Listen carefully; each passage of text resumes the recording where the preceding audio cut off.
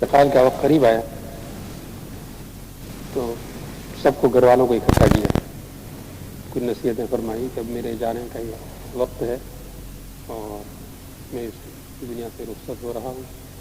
جو بڑے صاحب کرامات تھے تو خاص کو دست غیب بھی حاصل تھا، اس کے بڑے واقعات ہیں ان کو نصیحتیں فرمانے کے بعد اچانک فرمانے لگے کہ دیکھو ذرا تھوڑی دیر کے لیے تم لوگ باہر ہو جاؤ، میرے پاس کچھ اور لوگ آ رہے ہیں۔ سب کو باہر بھیج دیا، اس کے بعد پھر ان کو دوبارہ تھوڑی دیر کے بعد اندر بلایا، اس کے بعد فرمانے لگے دیکھو یہ ملک الموت آ گئے اور میری روح نکالنی انہوں نے شروع کر دی، اب یہ میرے ٹخنوں تک روح نکال لی، اب یہ میرے گھٹنوں تک نکال لی، اب یہ میرے پیٹ تک نکال لی، اب یہ میرے سینے تک روح پہنچ گئی، اب میں رخصت ہوتا ہوں، لا الہ الا اللہ۔ کیسے روح کس مرحلے سے کس طرح گزرتی ہے سارا وہ بیان کرتے رہے۔ یہ جب ہے کہ ہم دنیا میں روح کیا چیز ہے، اس کو کس غذا کی ضرورت ہے، اس طرف متوجہ ہوں، اور جسم ہی کی خدمت میں ہر وقت اگر ہم نے ساری عمر اسی میں صرف کر دی تو روح تو اتنی ہی مضمحل ہوتی چلی جائے گی، اور جب اس پر زیادہ محنت کی جاتی ہے تو حق تعالیٰ شانہ سے وہ قوتیں عطا فرماتے ہیں کہ جس کے متعلق آپ سنتے ہیں کہ ایک بزرگ یہاں بھی ہیں وہاں بھی ہیں، موسیٰ جی بہتر رحمۃ اللہ علیہ کے متعلق اس طرح کے واقعات بہت ہیں۔ تو یہ جسم ایک خول سمجھ لیتے ہیں وہ کہ اس کو نہ کھانے کی ضرورت نہ پینے کی ضرورت، کسی چیز کا یہ محتاج نہیں، اصل چیز وہ روح، اور اس کو پھر وہ جہاں چاہیں جیسے چاہیں وہ استعمال کر سکتے ہیں، اور روحانی طور پر پھر ان کا عالم ارواح سے ایسا اتصال ہو جاتا ہے کہ بالکل ہاٹ لائن جس کو کہتے ہیں۔ اب کوئی کام، کوئی واقعہ، کوئی چیز گردن جھکائی۔ حاجی امداد اللہ صاحب مہاجر مکی رحمۃ اللہ علیہ کے دور میں یہ ترکوں کی حکومت ختم ہو رہی تھی، قتل غارت ہر جگہ عام تھا، تو کثرت سے لوگ آتے پوچھتے کہ حضرت میں اب مدینہ منورہ جانا چاہتا ہوں، جاؤں؟ فرماتے اچھا ایک ہفتہ ٹھہر جاؤ، اس کے بعد جانا ہے۔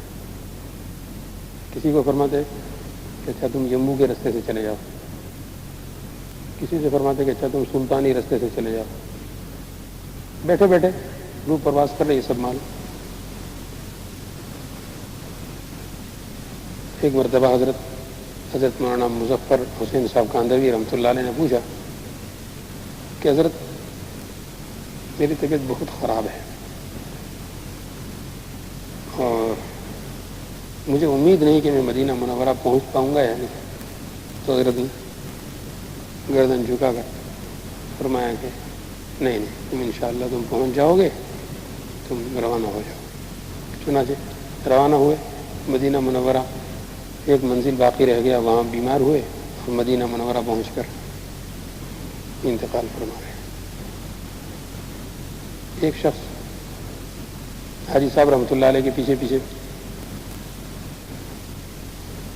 دیکھا کہ روز یہ اس وقت ادھر کہیں ٹہلنے کے لیے جاتے ہیں، کہاں جاتے ہیں؟ تو اسرار سے پوچھا تو حضرت نے فرمایا اچھا کسی سے کہنا نہیں۔ پیچھے پیچھے چلا کہ میرے پیچھے تم چلتے رہو۔ کہتے ہیں چند قدم چلے آبادی سے باہر، پھر اچانک دیکھا کہ تو مدینہ منورہ آ گیا۔ تو یہ ساری دنیا بھر کی سیر، پلکوں میں اس ملک سے اس ملک تک پہنچ جانا، اور ان کو یہ جو تمام تصرفات حاصل ہوتے ہیں وہ اسی روح کی برکت سے، جتنی روح قوی تر ہو جاتی ہے اور پھر ان کی روح کو سرکار دو عالم صلی اللہ علیہ وسلم کی بارگاہ میں ہر وقت باریابی کی اجازت ہوتی ہے کہ جب چاہو آنے کی اجازت۔ اب ہمیں ساری عمر تمنا رہتی ہے کہ کاش کہ سرکار دو عالم صلی اللہ علیہ وسلم کی خواب میں ایک مرتبہ زیارت ہو جائے، مگر یہ اصحاب حضوری جن کو کہتے ہیں ان کی روحانی قوت اس قدر بڑھ جاتی ہے کہ سرکار دو عالم صلی اللہ علیہ وسلم کی طرف سے ہمیشہ باریابی کی اجازت، آنکھیں بند کی وہاں پہنچ گئے۔ اکثر لوگوں نے تو یہ قصہ حضرت شیخ عبدالحق محدث دہلوی رحمۃ اللہ علیہ کی طرف منسوخ کیا ہے، تمام کتابوں میں تقریباً یہ ملتا ہے، مگر میرا غالب گمان یہ ہے کہ یہ ان کے استاذ شیخ عبد الوہاب کا قصہ ہے جو گجرات بروچ کے رہنے والے تھے اور شیخ علی متقی صاحب کنز العمال کے شاگردوں میں اور شیخ محدث دہلوی رحمۃ اللہ علیہ کے استاذ۔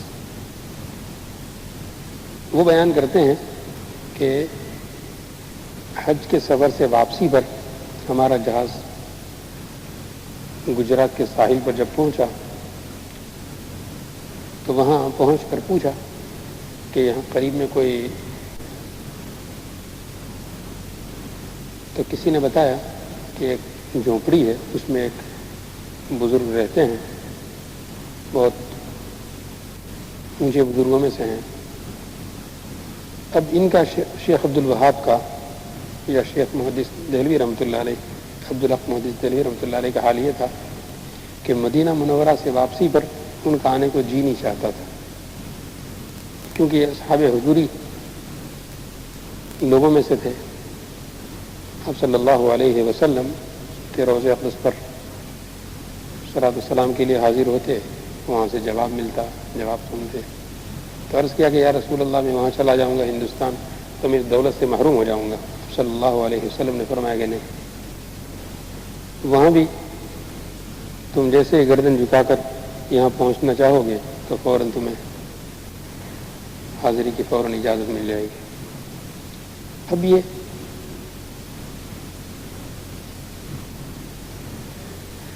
یہاں ساحل پر پہنچ کر اس بزرگ کی جھونپڑے کی تلاش میں جب نکلے، ادھر ادھر پہنچے، کسی نے بتایا کہ وہاں دور ان کا جھونپڑا ہے، وہاں گئے،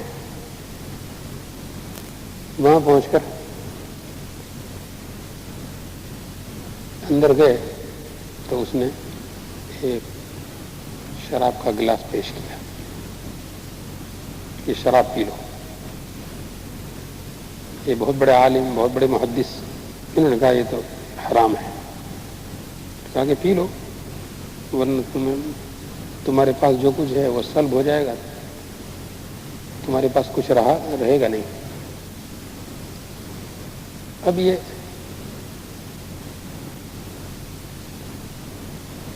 اس کے اصرار پر شراب نہیں پی رہے کہ شریعت میں حرام اور ناجائز، وہ اصرار کرتا ہے۔ پھر یہ معلوم کرنے کے لیے کہ آیا یہ کوئی دنیا دار ڈھونگی آدمی ہے یا واقعی کوئی اللہ والا ہے، اس کے لیے انہوں نے گردن جھکائی تو صفایا۔ آپ صلی اللہ علیہ وسلم کی زیارت ہو جاتی تھی، وہ بھی نہیں جیسا اس نے کہا تھا۔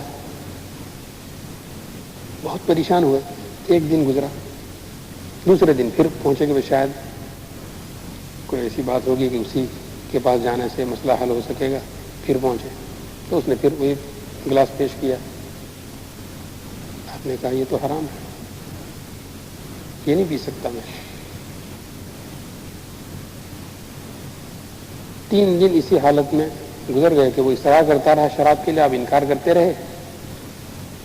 کہتے ہیں چوتھے دن اس طرح بھی کیفیت ان پر طاری ہوئی اور جیسے انہوں نے گردن جھکائی دیکھتے ہیں کہ وہ فقیر کا جھونپڑا ہے وہاں ہے اور کچھ فاصلے پر آپ صلی اللہ علیہ وسلم کی ایک گفتگو سن رہے ہیں۔ آپ صلی اللہ علیہ وسلم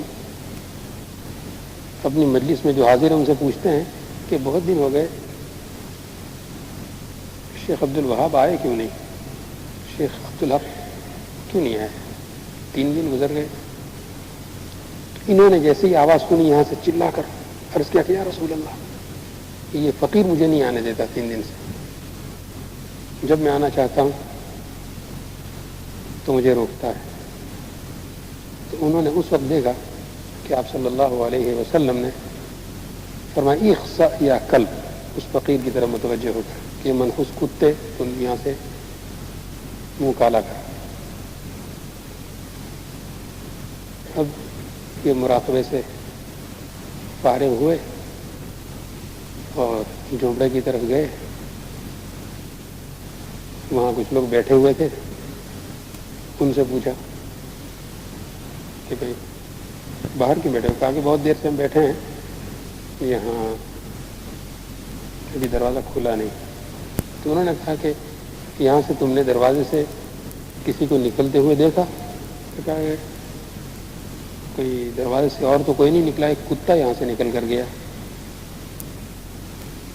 تو حضرت شیخ فرمانے لگے کہ اچھا اب دروازہ کھول کر دیکھو، وہ تمہارا شیخ ہے، وہ کتا تھا، وہ کتے کی شکل میں حق تعالیٰ شانہ نے اس کو تبدیل کر دیا، اس کی صورت مست کر دی، اب وہ اندر ہوگا نہیں. دروازہ کھولا تو غائب، کچھ نہیں ہوا.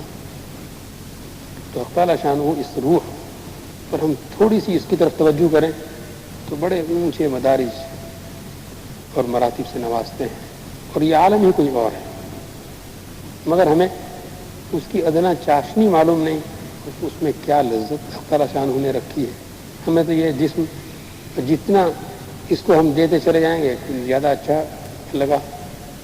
کوئی کھانا آپ نے کھا لیا، پیٹ پھول جائے گا، اور تکلیف